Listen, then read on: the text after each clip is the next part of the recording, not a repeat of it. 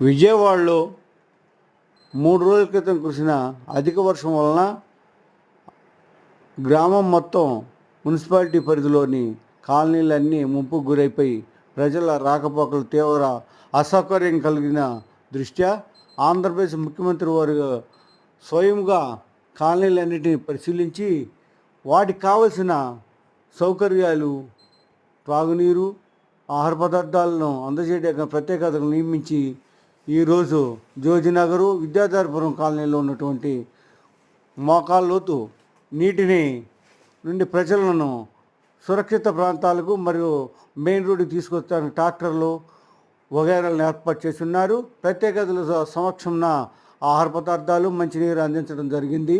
దానికి గాను ప్రజలందరూ సంతృప్తి వ్యక్తం చేయటం జరిగింది. అదేవిధంగా ముఖ్యమంత్రి వర్యులు విజయవాడలో మకాం చేసి ప్రజల సౌకర్యాలు తెలుసుకోవటం ఉదాహరణ.